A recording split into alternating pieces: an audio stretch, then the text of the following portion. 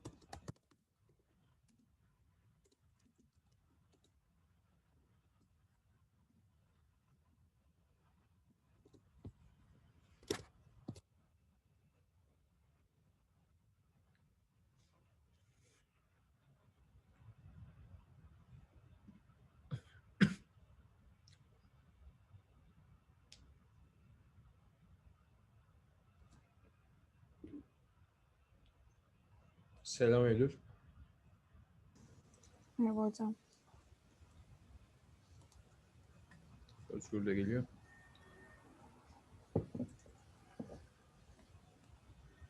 Geçen ders biraz uzun geçti. Eylül, dikkatinizin dağıldığı oldu mu?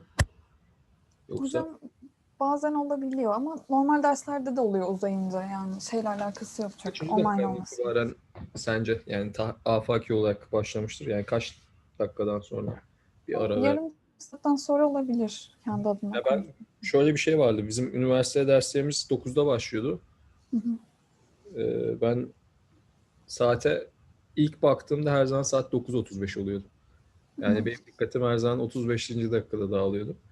Ee, Hani çok bölütleyebilirim dersi ama Hocam çok şey bir ders olmadığı için, teorik hani sadece anlatıp geçtiğiniz bir ders olmadığı için, normal derslerde öyle 5 dakikada benim de çok dağıldı oluyor ama şu an interaktif olduğu için öyle olmadı çok. evet öyle tutmaya çalışıyorum özellikle ya. Diğer türlü çok kimseye faydası olmaz. Bir de Özgür hani sen burada yoktun şeyden bahsettik.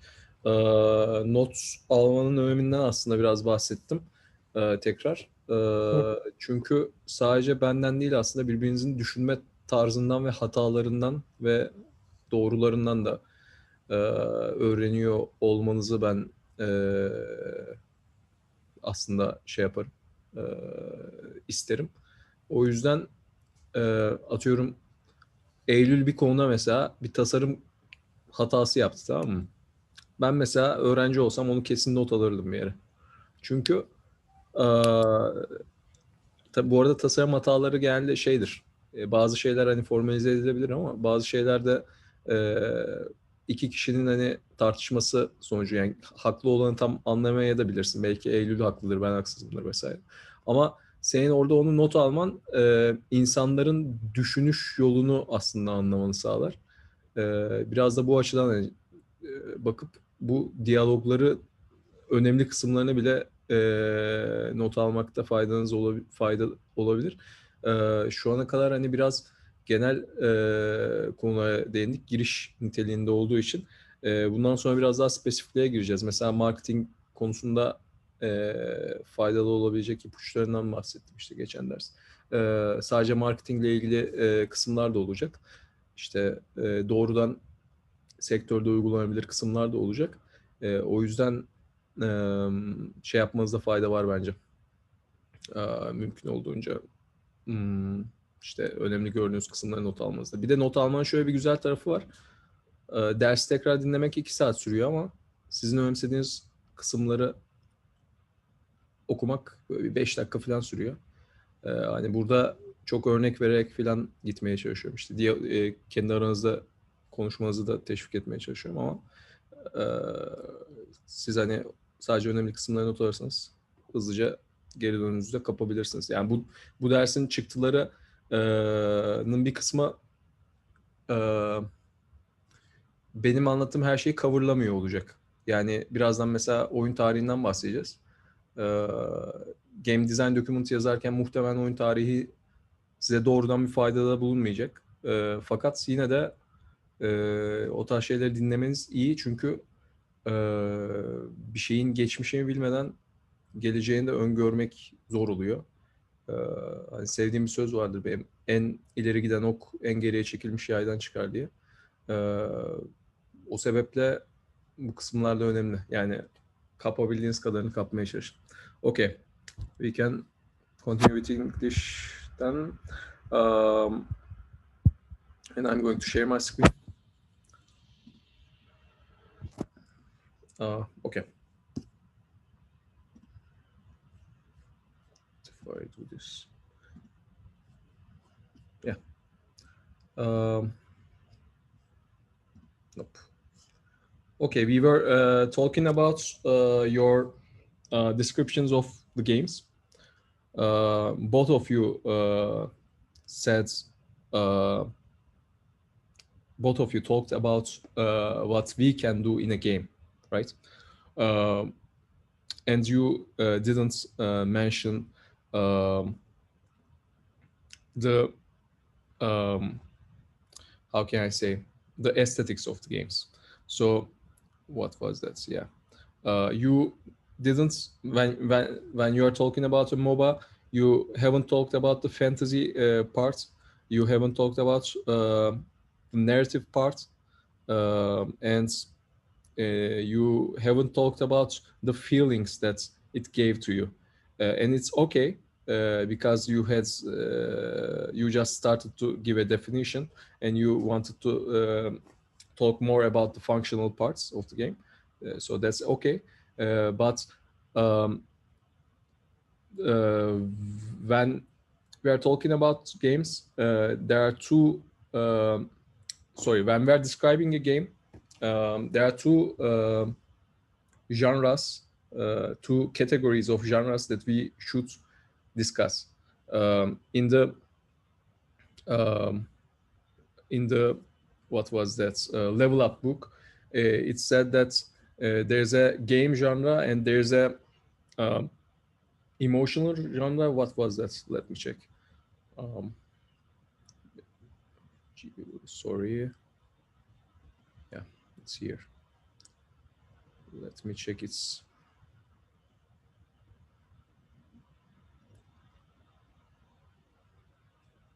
So can you see the book?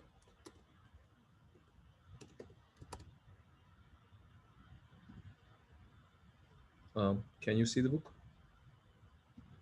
Yes, we can. Okay.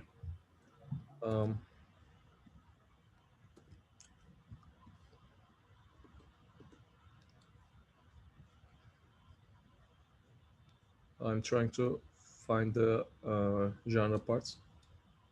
Okay, yeah.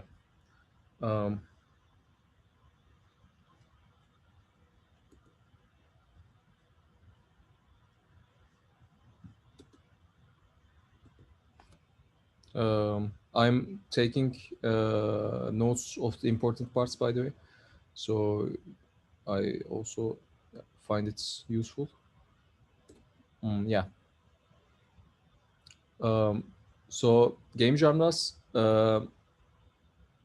can be classified into two genres. There's a story genre and a game genre. So a game genre could be a multiplayer battle arena, okay, but a story genre is more than that. So a story genre talks more about the how can I say, talks more about the team, okay. So as it says, story genre describes the type of story, fantasy, historical, sports, and so on. Like, and game genre describes the gameplay. So you are talking about the gameplay, but you are not mentioning the feeling part. So you are actually talking about half of the game's features, and this is a mistake, especially when you are giving a game pitch. I should talk a little about game pitches. A game pitch or an elevator pitch is where you, as a game developer, find a rich investor, and you try to charm him into investing into your game. Okay, and let's imagine that you are in an elevator by luck, or you somehow tried to jump into the elevator that he used in the last moment, and you are about you have about a minute, okay, to persuade him. So you should uh, give an idea of your game. And you, for instance, let's try that I have the Dota. Okay, okay. Let's not. Um, I mean, there are people that haven't played Dota, so let's. Um, okay, Eylül, I guess you were the person that's played least amount of games, right? Mm-hmm. Can you tell the most complex game that you have played? Mm. Okay, It, Monopoly. Have you played Monopoly? yeah. Mm-hmm. Okay, great. Let's try. Let's say that I'm trying to give a pitch on Monopoly. Okay, Mm-hmm. then and have you played? Have you seen the Disney version of Monopoly? I mean, there's a chateau when you flip the board, and like all the characters are from the Disney world. Like Mm-hmm. there's Tinkerbell, Peter Pan, etc. Um, Yes. yeah, okay, great. Then uh, I'm going to give a pitch like something like this. Monopoly is a um, multiplayer board game uh, that can be played between 2 and 6 people, uh, which makes players invest on um, the board squares and take rent based on the um, investments they own, uh, set in a fantasy world. Okay, so this is a game pitch. It didn't take more than 1 minute. It didn't. It covered the basics. Okay, and it gave a sense of gameplay and the world uh, and theme that we should mention. Why is this important? Why not just uh, mentioning the gameplay is enough? Why do you think that is the case? Is it for me? Sorry? This question is for me. It's a general question. Um, uh, Consider yourself as an investor. What would be the problem if you just mention gameplay? It will look the same as the other games. Mhm. For example, in my description, I said the turn-based strategy game, but there are a lot of them, Yeah. so I couldn't feel the difference Mhm. while I'm talking about it. And if I was the investor, I thought the same way. What's the difference of this game? Why do you Yeah. think this will be a popular one? Actually, this is, I mean, you should give a pitch when you're talking to an investor, and you should um, create your advertisements. I mean, it's not an obligation, but most games I think do that. Your advertisements also reflect your game pitch, so they reflect the basis of your game.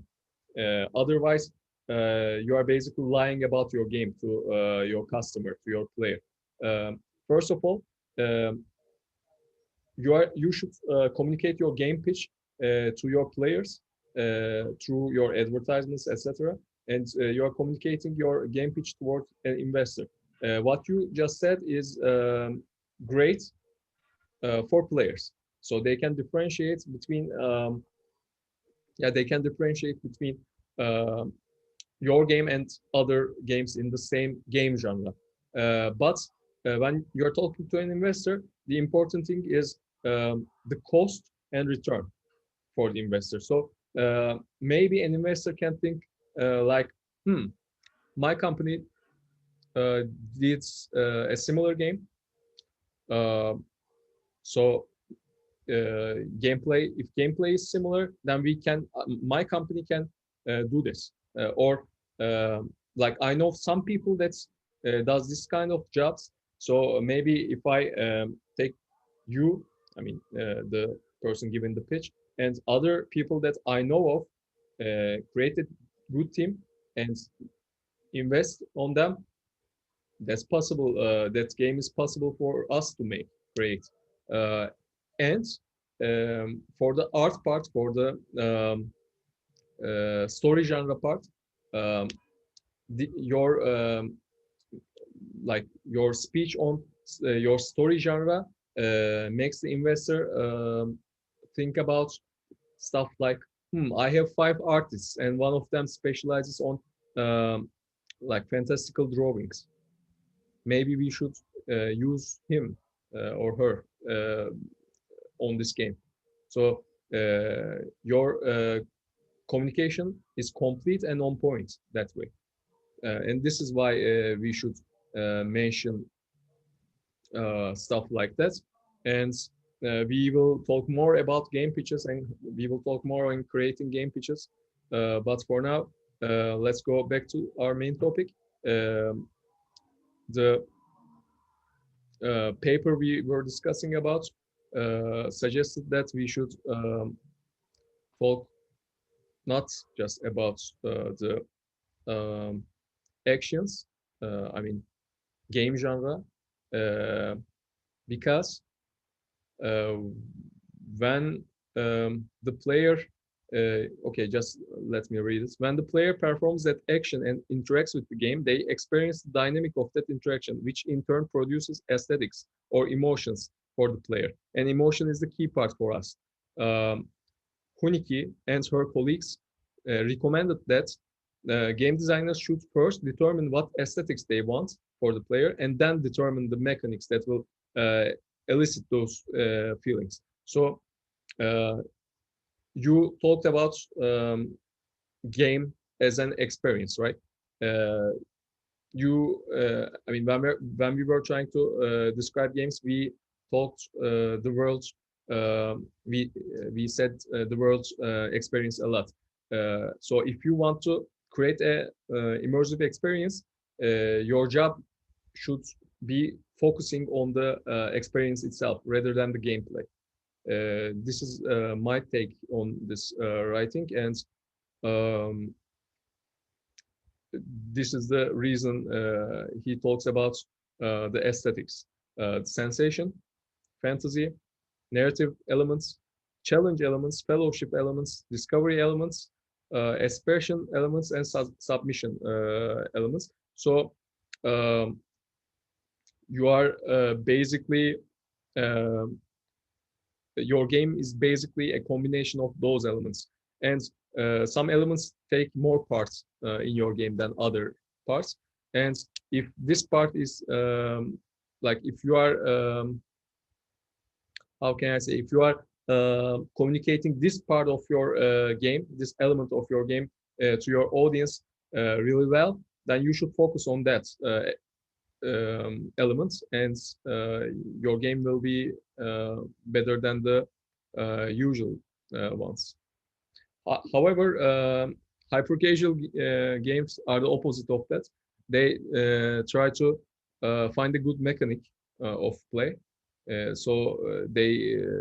see that people like to scroll, okay, and they create an experience onto that mechanic. So they are first trying to find a toy and then create the game.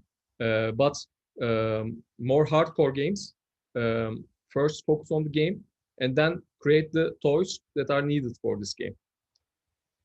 So you see where I'm arriving at, or do you have any questions that pops out to your mind?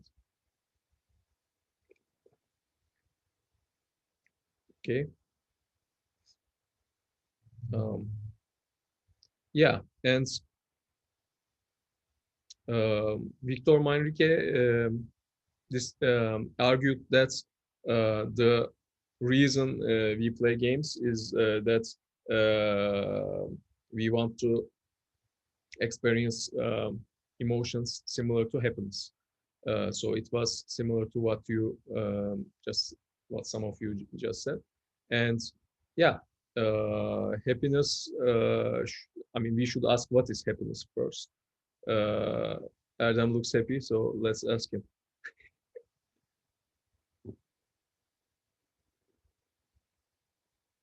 Can I have the question again? Sorry. Yeah. What is happiness? You looked happy, so maybe you should be the one describing. Actually, happiness or any other emotions are really complicated to describe or explain it. Mm-hmm.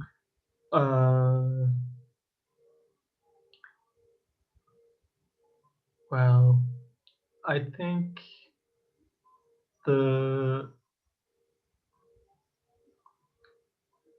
I need to think about it sometime. Okay. You can also get copies from the board, the presentation. Maybe we should go over those and we can maybe add something to that. So a psychologist provides PERMA acronym. So it's the first letter of each uh, element, basically. So he said that happiness is the total of pleasure, engagement, relationship, meaning, and accomplishment. And this is not a definition on, how can I say, this is not a definition on um, just games. But I mean, this has nothing to do with games actually, but pleasure and engagement is there. So engagement is something we talked about like lots of occasions. So if you are not engaged, you are not basically happy. So in that activity, I mean, and relationships also provides some happiness. So some games capitalize on that, and it generally like this is not in simple. This is not always in simpler games, but you need to have a meaningful activity for happiness. So I mean, these Victor Manrique reasoning suggests, actually indirectly suggests, that hyper casual games are not games, because he said that games should make us happy, and happiness definition does not have I mean, happiness definition requires a meaningful activity. So indirectly we can say that most hyper casual games are not considered as real games according to Victor Manrique. Yeah, okay. And we should talk some about the history of gaming. And Senet is one of the oldest known board games. Actually, according to the source I found, it was the oldest board game. Oldest game. Um, and it was like the first examples of the board was found 3100 before Christmas, and before Christ, before Christmas, not before Christmas. And the problem with the board Senet is that some rules are extracted from old writings, but they are not complete. And it's even harder to have a complete set of rules, because it's probably changed throughout the time. So what you have found maybe from different eras, different years. So yeah, it's impossible to find the original game rule sets. Yeah, and the Royal Game of Ur is the first game that we have the complete rule set, and it was similar to backgammon. I remember watching the rules of this game. It's I mean, you use dices and two people to play the game. And can you see my mouse, by the way? Yes. Okay, great. Okay, you one of the players start from this square and takes the roads like this, and the other person uses this square to start and takes the route like this. If and two players have, I guess, 4 pawns, 4 pieces, and after they roll a die, they either move one of their pieces on the board, or they can also put a new piece on the board, and they can also block each other. Sorry, not block each other. Just like in the game of backgammon, tavla, they can uh, capture each other if they arrive. I mean, one piece can capture the other piece if they arrive at the same square. And there are 5 uncapturable, how can I say, 5 uncapturable squares. So if you are in the square with this flower, your piece cannot be captured. Yeah. So these are the basics of the Royal Game Ur, and yeah, I mean, it was played before 2600s, before, yeah, before Christ. Do you have a guess on why are the oldest oldest games are board games?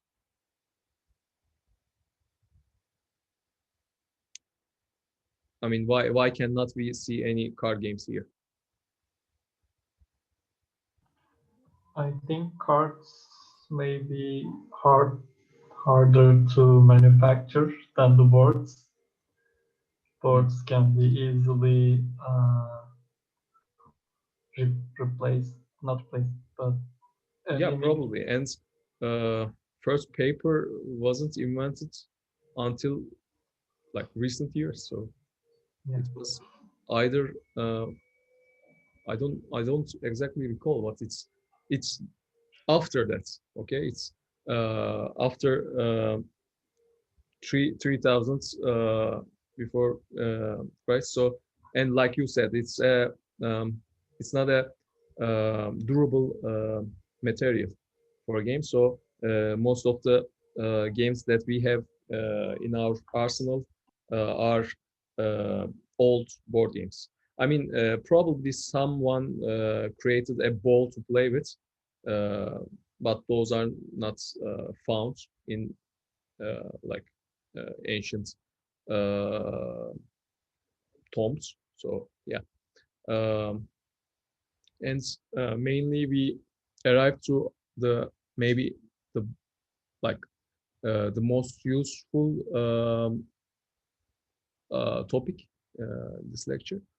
I mean, I'm aware that we don't have that much time, but I still would like to talk briefly about the roles in game company.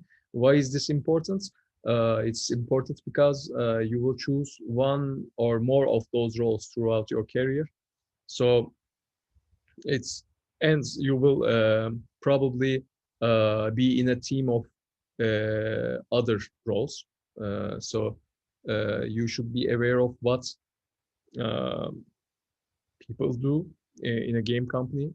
So you should have a you can have a clue about what they know and they don't know, so you can communicate effectively, basically. I watched Ask Game Dev videos. It's a channel from YouTube, and I recommend you to watch some of their videos. They're really fun to watch and easier to grasp. Um, and they have two good videos on the roles in a gaming uh, gaming corporation. Yeah, so we start with a lead engineer. By the way, the reason I mean, when we are talking about the history of the games, I didn't mention an important game which was thought to be the first digital game. So first digital game is this. It's called Tennis for Two, and it's a first. It's the first digital game because it used an oscillator to monitor the changes. So you know the oscillator. Okay, oscillator is I guess dalga ölçer or something like that in Turkish. It basically um, looks something like this. Let me.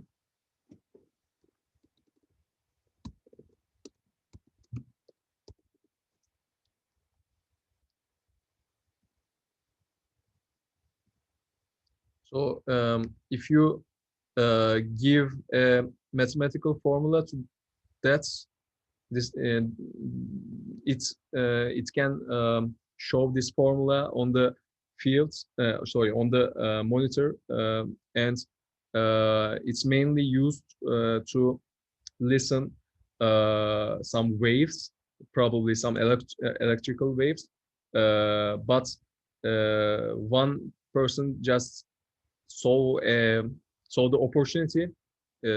He used the oscillator in his lab to create this, and he basically just connected two controllers which he created, and with that he made it possible for both players to affect the game. So this is the ball. I mean, can you still see the mouse? Yeah, yes, we can. Okay. Yeah, person, a player can throw the tennis ball to the other field, and he can score if the game is if the ball is the other player's court. Yeah, so this is the first digital game. But the reason I mentioned other non-digital games is because as a digital game developer, you will find it's really useful to derive uh, design, how can I say, design solutions and design problems from non-digital games as well. So just keep that in mind. Yeah, and we are back with the royal game of sorry, we are back with the roles. I will probably just mention one or two of them in this lecture, and like I mentioned, lead engineer is actually okay even by himself to create a game. So for instance, I as a software engineer can create a game on my own, and this is an advantage of you when you graduate. So your schedule is your schedule has many computer science and software related fields, and if you master those skills, you will be good on your own to deploy a game, and you can even make money as an indie developer, since we are living in a third world country, and if you are making money in dollars, you will be in a much better shape. I mean, it's relatively harder for an American to live as an indie developer, but it will be really possible for you. Yeah, and as a lead engineer, I mean, this does not cover normal engineers in a team. This just talks about lead engineer, and his skill set should include software architecture. I mean, he should be design. He should be able to know which software to put where in a code base. It's okay if you don't understand this right now, but like after some years, you will realize that it's really important to not mess the code up. So it's really important to separate um, the code into meaningful fields. Uh, yeah, so he's responsible for that, and he also links the game content. What this means is he is responsible for taking the assets, taking the art, and putting it to the game. This responsibility can be um, uh, given to normal engineers as well. I mean, I'm responsible for both of those in my team, uh, even though I'm not the lead engineer, and we share those responsibilities within the team. And of course, required abilities include coding knowledge and knowing the game logic, knowing the order of the like game loop. You know, in a card game, you probably draw a card from the deck. You look at your cards in your hands. You play one of those cards if you are able to, and then you maybe attack with those cards, or you pass the turn, you end the turn, and now the turn is in the other player's hands. Yeah, so you should be able to know this, and it's great. I mean, it's for all roles. It's great if you know, if you are familiar with what other roles are doing. So it's great if you are familiar with audio, art, and animation. And sometimes in Unity, you take the responsibility of creating animations. There are great tools in Unity for those. Yeah, so you may be responsible for that as well. And you tend to participate in project planning, and you participate in tech research. So yeah, I'm also doing those. Um, Sometimes like not lead engineers. I mean, sometimes normal engineers can also do tech research and suggest solutions to the lead engineer. It's generally lead engineer's job to evaluate those suggestions and come up with a choice of his own. Um, and yeah, he participates in project planning because he is the one that knows which job takes the which job takes the uh, which job takes how much time, let's say, let's put it this way. And yeah, um, another role, popular role, is being a game designer. uh, he's he's argued to be the funniest role in the Level Up book, and his special skills should include. Um, I mean, he he should be the one designing and developing the vision of the game. He should be the one that is um, knowing the essence of the game, like knowing the basic feeling that you are trying to create into the player. And game designer sets the work for other roles basically, and he should know games extensively. and he should be good at many different fields like narrative, writing, creating tutorials, balancing the game. He should be able to create good controls for design, and he sometimes designs the levels itself.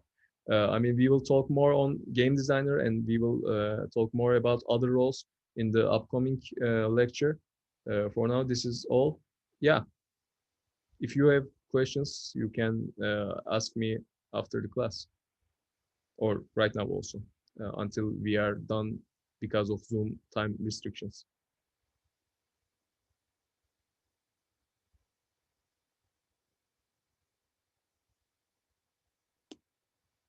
Sorular varsa dersten sonra WhatsApp yoluyla falan da sorabilirsiniz.